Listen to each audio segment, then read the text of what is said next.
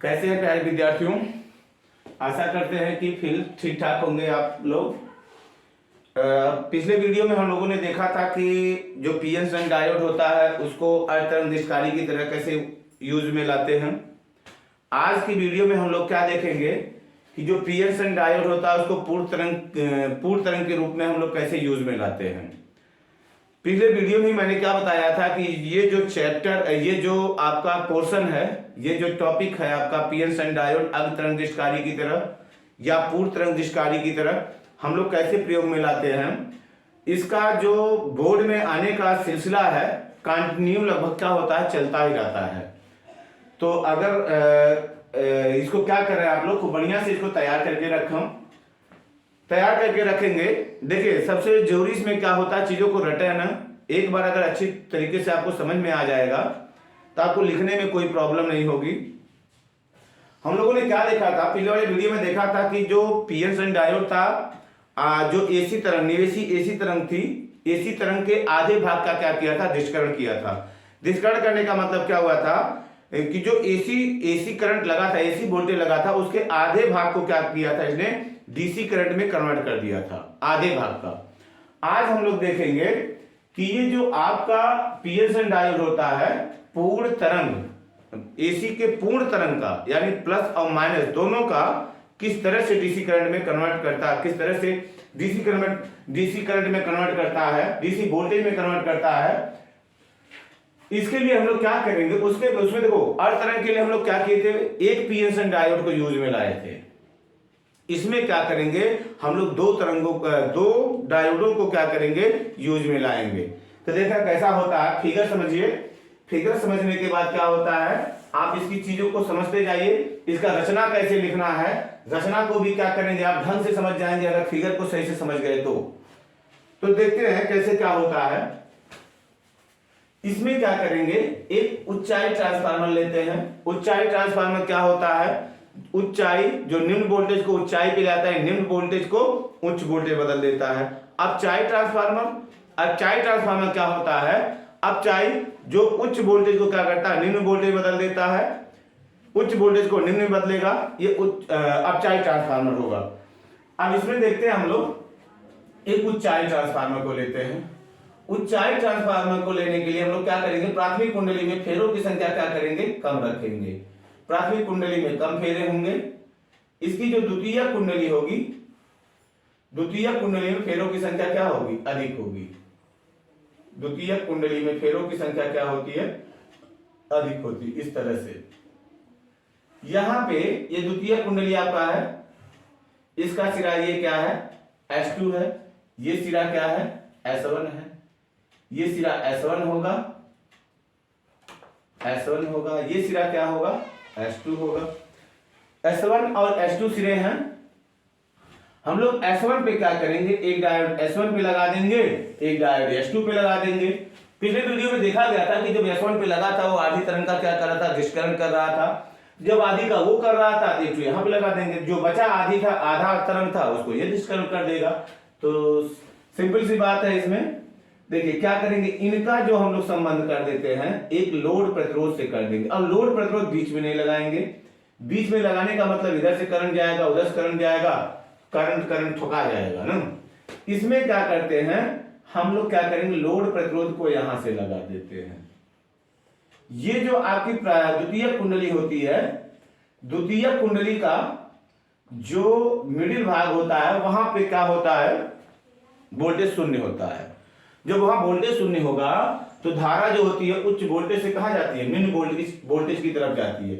आपका ये लोड प्रतिरोध RL हो जाएगा। इस तरह से ये लोड प्रतिरोध आपका हो जाएगा RL। बात समझ में आया। निर्गत वोल्टेज हमको कहां मिलेगा, RL पर ही मिलेगा। यहां पे हम लोग बना देंगे निवेशी वोल्टेज, यहां पे बना देंगे हम लोग निर्गत वोल्टेज। निवेशी वोल्टेज और निर्गत वोल्टेज को हम लोग यहां पे बना देंगे। यहां पे देखिए आपको क्या लगेगा, निवेशी वोल्टेज यहीं पे लगेगा, निवेशी वोल्टेज यहीं पे लगेगा। निवेशी वोल्टेज इस तरह से चलेगा, वो प्लस और माइनस सब होता है, ये निवेशी वोल्टेज होता है। यह है आपका निवेशी वोल्टेज है, निवेशी वोल्टेज है ये। बात समझ जाएंगे। ये निवेशी वोल्टेज आपका निवेशी एसी वोल्टेज होगा, ये एसी वोल्टेज होगा ना। चलो ठीक है। अब हम लोग देखिए इसका रचना कैसे लिखेंगे। रचना में आप वही लिख देना जो चीजें इसमें दिख रही है। देखो अभी तो डायोड जोड़ा ही नहीं, एक डायोड यहां जोड़ देंगे, एक डायोड यहां जोड़ देंगे। यहां पे जो डायोड जोड़ेंगे वो उसका पी क्षेत्र जो होगा S1 से एन क्षेत्र जो होगा, एन क्षेत्र को ला करके हम लोग प्रतिरोध से जोड़ देंगे। ऐसे इसमें भी हो जाएगा। एक डायोड यहां जुड़ा, ये पी क्षेत्र होगा और ये क्या होगा एन क्षेत्र होगा। इसको डायोड D1 कहेंगे, हाई पी होगा। ये कौन होगा एन होगा। इस तरह से होते हैं। एक डायोड यहां पे जोड़ देंगे, उसके भी पी क्षेत्र को हम लोग S2 से जोड़ देंगे, एन क्षेत्र को उसके भी हम लोग क्या करेंगे कहां लाके जोड़ देंगे, उसको लाके प्रतिरोध से जोड़ देंगे। इस तरह से क्या होता है आपका दो डायोड हो जाते हैं। ये डायोड कौन सा होगा D2 होगा, डायोड D2 है ये इसका रचना हो जाएगा। रचना में क्या लिखेंगे हम लोग, क्या करेंगे एक ऊंचाई ट्रांसफार्मर ले लेंगे। ऊंचाई ट्रांसफार्मर के प्राथमिक कुंडली पे हम लोग निवेशी वोल्टेज लगाएंगे। उसके बाद क्या होता है इसका जो द्वितीय कुंडली होता है, द्वितीय कुंडली के S1 से हम लोग डायोड D1 जोड़ देते हैं और उसके डायोड D1 के पी क्षेत्र को जोड़ देते हैं तथा यह क्षेत्र को हम लोग लेकर प्रतिरोध से जोड़ देते हैं। इसी प्रकार द्वितीय कुंडली के सिरा S2 से हम लोग एक डायोड D2 जोड़ करके उसके दूसरे सिरे को ला करके लोड प्रतिरोध से जोड़ देते हैं।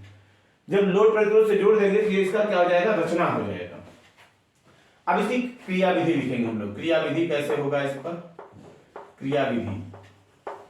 क्रिया विधि सारी चीजों को आपको क्या करना है समझ लेना है। समझने के बाद यार कुछ नहीं करना है।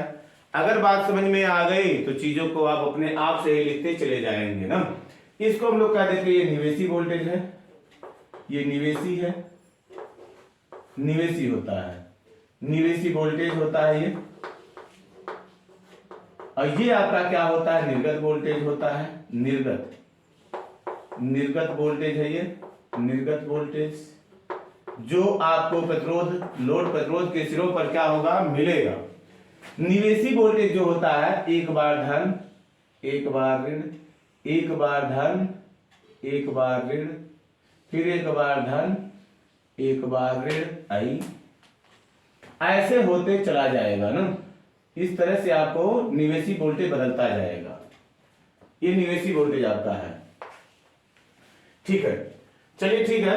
अब इसमें क्या करते हैं निर्गत को हम लोग देखते हैं। अब इसका हम लोग क्या करते हैं अर्ध आवर्तकाल का चिन्ह बना लेते हैं। इसी के बीच में क्या करेगा ये बदलेगा, ऐसे बना लेते हैं इसको, यहां पे बना दिया सब ना। चलो ठीक है। अब देखा जाता है इसकी क्रिया विधि क्या होगी। अब देखो क्या करते हैं निवेशी एसी वोल्टेज लगाते हैं तो जो वोल्टेज होता है आवर्त रूप में क्या होता है प्लस माइनस होता जाता है। जब द्वितीय कुंडली का सिरा S1 क्या होता है धनात्मक होता है। जब ये धनात्मक होगा तो क्या होगा ऋणात्मक होगा। जब ये धनात्मक होता है तो डायोड D1 क्या होता है अग्रदिशिक होता है। और जब डायोड D1 अग्रदिशिक होता है ये क्या करता है अग्रदिशिक होने पर इसका प्रतिरोध न्यूनतम होता है, जिसके कारण क्या करता है धारा को अनुमत करता है, धारा को जाने देता है। ये धारा इस तरह से फ्लो होते हुए क्या होती है चली जाती है। नहीं, ये धारा को अनुमत करता है जिसके कारण क्या होती है चित्रानुसार दिशा में धारा क्या होती है फ्लो होती है। जब ये धारा जाएगी तो इस निर्गत वोल्टेज इस प्रतिरोध के सिरों पे क्या होगा एक वोल्टेज आपको मिलेगा। यानी कि जब सिरा S1 धनात्मक हुआ तब क्या हुआ लोड प्रतिरोध के सिरों पर वोल्टेज मिला। यानी यहां पे क्या होता है एक वोल्टेज आपको मिलेगा, यहां पे एक वोल्टेज इस तरह से मिला। जब ये सिरा धनात्मक हुआ तो ये सिरा क्या होगा ऋणात्मक होगा। जब ये धन होगा तो ये ऋण होगा, ये अग्रदिशिक होगा, ये अग्रदिशिक है। जब ये अग्रदिशिक होगा तो ये क्या हो जाएगा पश्चिम दिशिक, क्योंकि ये धन धन से जुड़ेगा। देखो जब ये धन रहेगा तो ये पी पॉजिटिव पी से जुड़ेगा तो ये अग्रदिशिक होगा। अब जब ये पॉजिटिव होगा तो नेगेटिव होगा, ये नेगेटिव होगा यन पी से जुड़ेगा तो ये पश्चिम दिशिक होगा। पश्चिम दिशिक होने के कारण D2 क्या करता है धारा को अनुमत नहीं करता है। धारा कहां से बहेगी केवल D1 से बहेगी पहले अर्धचक्र में। दूसरे अर्धचक्र में क्या होता है ये जो वोल्टेज होता है वोल्टेज की दिशा बदलती है। जब दिशा बदलेगी ये सिरा क्या हो जाएगा, ऋण हो जाएगा, ये सिरा क्या हो जाएगा, धन। जब ये ऋण हो जाएगा तो ये पश्च दिशिक, D1 क्या हो जाएगा, पश्च दिशिक होगा। D1 जब पश्च दिशिक हो जाएगा तो D2 आपका क्या हो जाएगा, अग्र दिशिक हो जाएगा। जब D2 अग्र दिशिक होगा तो धारा क्या होगी, अब धारा किस में से बहेगी, D2 से। तो धारा क्या होती है, ये जो अग्र दिशिक होने के कारण ये धारा को इस दिशा में क्या करता है, बहने देता है। जब धारा को इस दिशा में बहने देगा, इस कारण से क्या होता है, लोड प्रतिरोध के सिरों पर फिर हमको क्या होता है, वोल्टेज मिलता है। और वो वोल्टेज क्या होगा, अग्र दिशिक को ही होगा, एक ही दिशा में होगा, एक ही दिशा में। देखो सारी धाराएं एक ही दिशा में बह रही हैं, इसलिए जब ये ऋण वाला सिरा आया तो भी क्या हुआ, आपको एक वोल्टेज मिला, नहीं निर्गत वोल्टेज मिला, इस तरह से निर्गत वोल्टेज मिला। तो एसी वोल्टेज के ऋण वाले भाग में भी हमको क्या हुआ, वोल्टेज मिला, लेकिन वो धन में ही हमको मिला, यानी एक ही दिशा में मिला। अब फिर क्या होगा, इसी तरह से क्या होगा, जब सिरा S2 क्या होगा, ऋणात्मक होगा तो S1 क्या होगा, धन होगा। जब ये धन होगा इसमें जब ये धन होगा तो ये अग्र दिशिक होगा, तो धारा को क्या करेगा, बहने देगा, वोल्टेज मिलेगा। जब ये ऋण होगा तो ये धन होगा, यानी D1 जब पश्च दिशिक होगा तो D2 क्या होगा, अग्र दिशिक होगा। जब अग्र दिशिक होगा फिर क्या करेगा, धारा को बहने देगा, वोल्टेज मिलेगा। इस तरह से क्या होता है, जो एसी निवेशी एसी वोल्टेज है, निवेशी एसी वोल्टेज के प्रत्येक चक्र में क्या होती है, हमको एसी धारा डीसी धारा मिल जाती है। डीसी धारा माने क्या होती है, ऐसी धारा जो केवल एक दिशा में बहे। तो एक दिशा में ये बह रही है, इसको हम लोग बोलते हैं दिष्ट धारा। और ये पूरे तरंग का क्या कर रहा है, दिष्टकरण कर रहा है, इसको हम लोग बोलते हैं पूर्ण तरंग दिष्टकारी ना। उसमें आधी तरंग का, पिछले वाले वीडियो में आधी तरंग का दिष्टकरण हुआ था, उसको अर्ध तरंग दिष्टकारी कहते थे। ये पूरी तरंग का दिष्टकरण कर रहा, पूरी तरंग को एक दिशा में कर दे रहा, इसलिए इसको बोलते हैं पूर्ण तरंग दिष्टकारी कहते हैं हम लोग। तो आप लोग ध्यान रखिएगा इसको कि ये पूर्ण तरंग दिष्टकारी की तरह यूज में लाने के लिए हम लोग क्या करेंगे, दो डायोडों को यूज करेंगे। एक द्वितीय कुंडली के एक सिरा S1 से जोड़ देंगे, दूसरे को सिरा S2 से जोड़ देंगे। इस तरह से ये क्या करेगा, पूर्ण तरंग का क्या कर देगा, दिष्टकरण कर देगा। तो ये आपका कंप्लीट हुआ। वीडियो को पॉज करके क्या करेंगे, आप इसको लिखते रहेंगे, रचना लिखेंगे, कार्यविधि लिखेंगे। और मैं भी बताया हूं कि परीक्षा की दृष्टि से क्या है, बहुत ही इंपॉर्टेंट है। तो इन दोनों को तैयार करके रखेंगे। फिर मिलेंगे नेक्स्ट वीडियो में नेक्स्ट चीज के साथ। तब तक के लिए जय हिंद, जय भारत।